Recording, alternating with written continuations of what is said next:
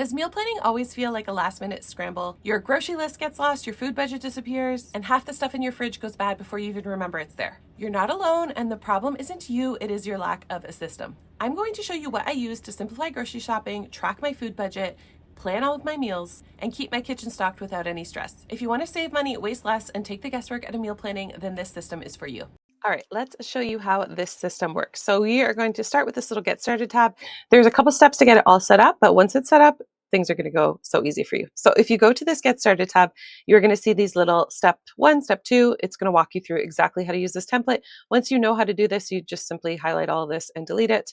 And your system's going to be set up. But here are your little instructions for now. So step 1 is add your stores. So you are going to add all of the grocery stores that you normally shop with. There's some sample items in here for you.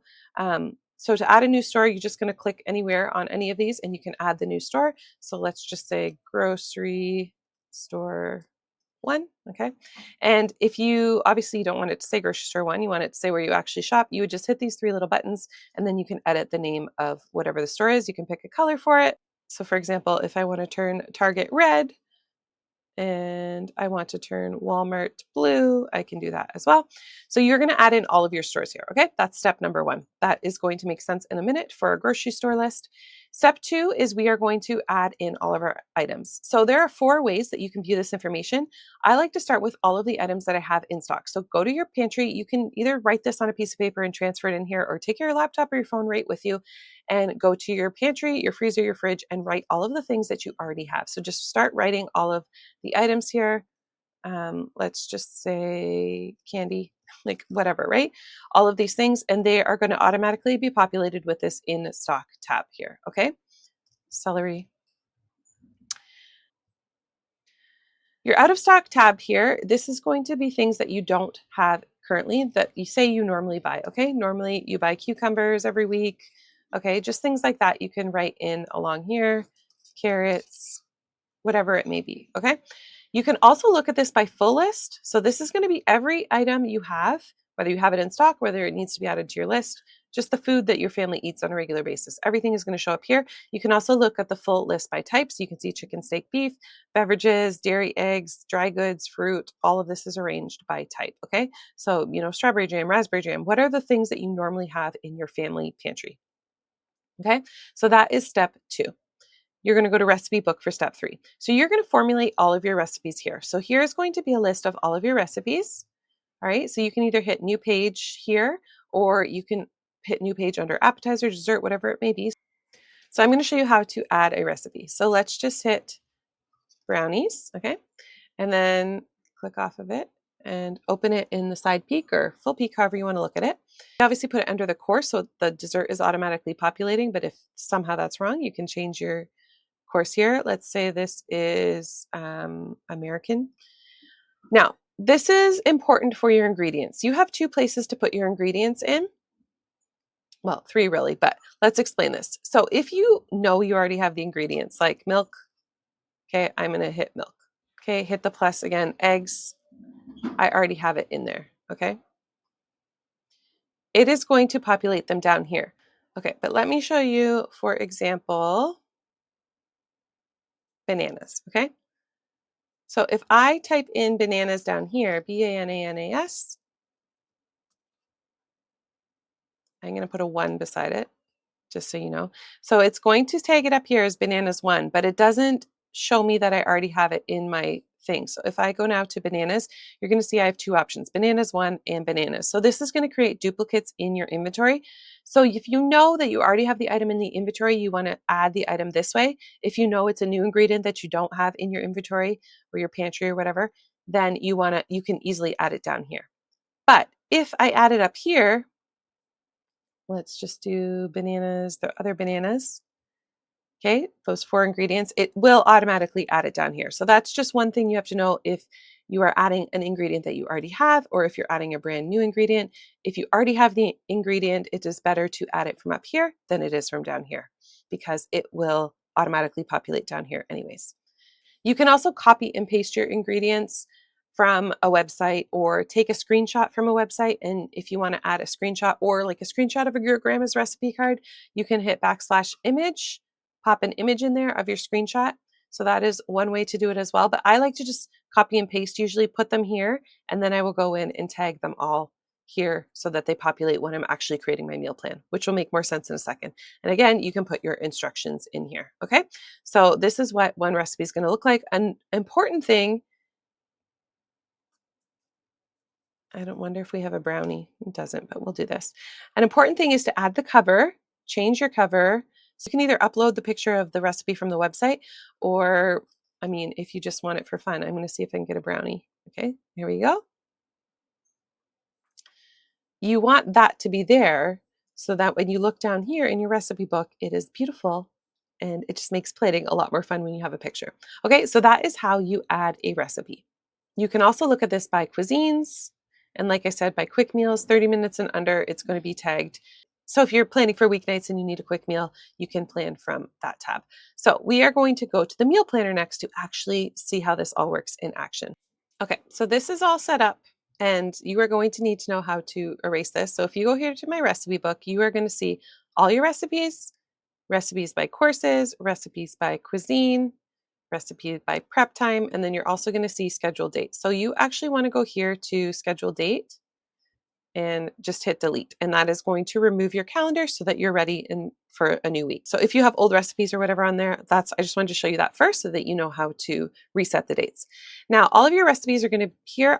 I'm going to go from the all recipe view. So all you need to do, so we are going to plan for the rest of this week and then a little bit into next week, and I'm going to show you what to do. So let's say for tonight, I want Marry Me chicken, and let's say this is breakfast.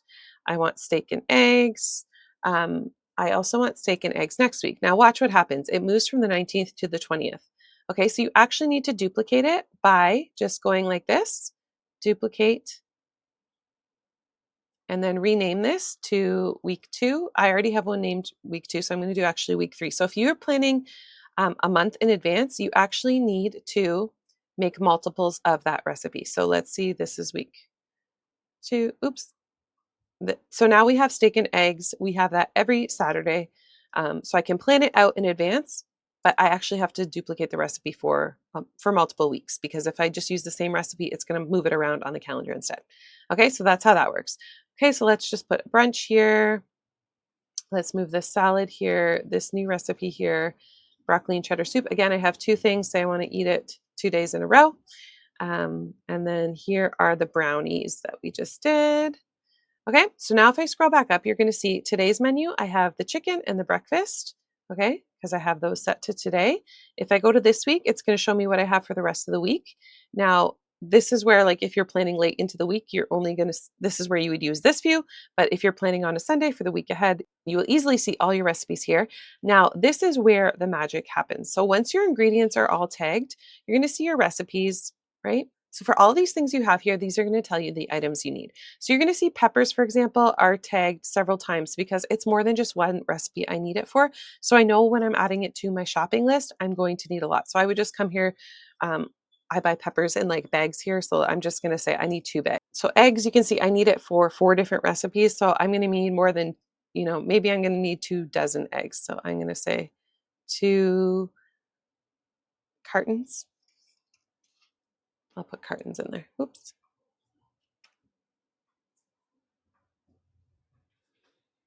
2 cartons of eggs. Okay. So this is important to understand because your items are not going to tell you exactly how much you need of something.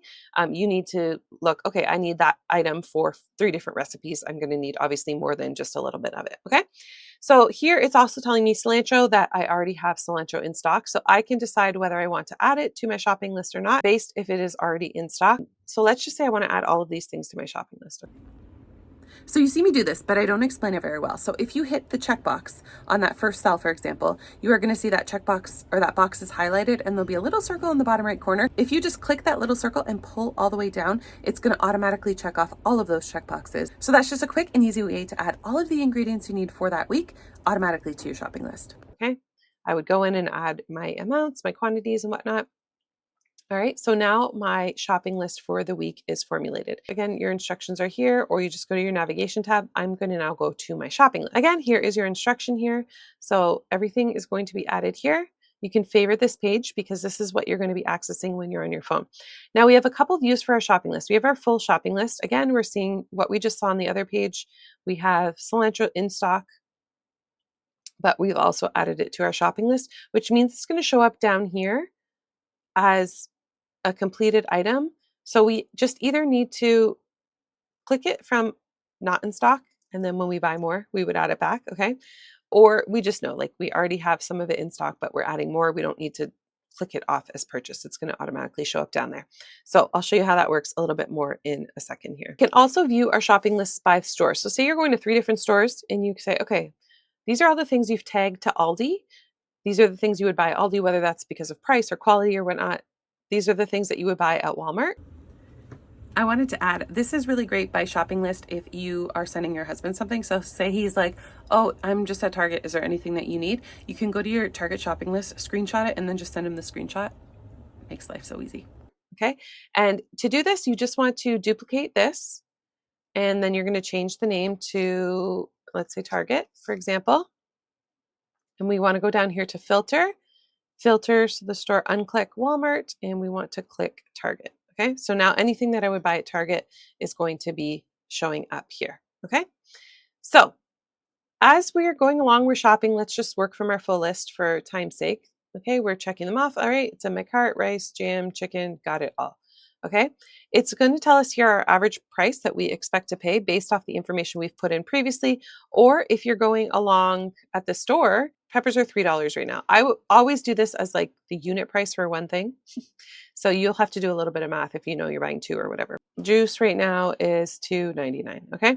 So I know when I get up to the cash, I can expect to pay around this, except for example, I know that I'm buying 2 bags of peppers. So this would actually be $6. You can change the price accordingly if you want to. Now we're at our completed shopping list. So all of these things we've purchased, they are now in our inventory. We are going to highlight this shopping list tab and hit delete. Make sure you do not highlight all of this, because if you do, you will delete these from your inventory and you're going to have to go in and re-add them. So make sure when you're wanting to delete your shopping list, you only highlight the shopping list tab. Simply highlight like that, hit the delete button, and you're going to see your shopping list obviously is now empty, and so is your completed shopping list. We have one little update here, which is recurring items. So these are things like paper towel or toilet paper, or things that you buy on a regular basis, or like one-off snacks that aren't necessarily attached to an item, so aren't going to populate on your ingredient list. So for example, paper towel and chocolate chips, we're just going to see, is this in stock? Is this need to be added to my shopping list? For example, I buy these chocolate chip granola bars for my kids every week. So if I just click shopping list here, they're going to populate up here on my shopping list so that I know I need to buy them. But again, they're not connected to a recipe, so there's no other way I would add them to my shopping list without having to either manually add them. So this is just a great way to add any recurring items that you buy on a regular basis, paper products, things that are not food, or things that are just snacks and not included in a recipe ingredient list. Now, our next step is in our food pricing. So this is where, if I don't do it while I'm at the store, I come home with my receipt and I say, okay, the average price of juice on this date was $5. Of milk, of eggs. So let's say milk was $4.99. Okay, and I was shopping yesterday, so I can put that there. This just helps you to keep track of your food budget over time.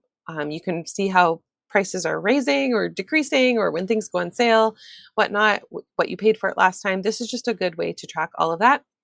And again, your shopping list by budget is going to be populated here. So this is just another view before you go into the store. If you're just working on your budget, to make sure you have enough money on you or whatever, you can come to this page here. Again, your navigation tab is here, so you can click through all of these pages, but this is how we get started. You definitely want to favorite your shopping list to your phone. You also can add anything that is not shopping list, like, paper towels or your kid's coat. They need that, right? Like, you can add any item that you need and any store that you would buy it in here in your shopping list. It doesn't have to be just pertaining to food. This system rocks. It has helped me so much. I hope you find it helpful too.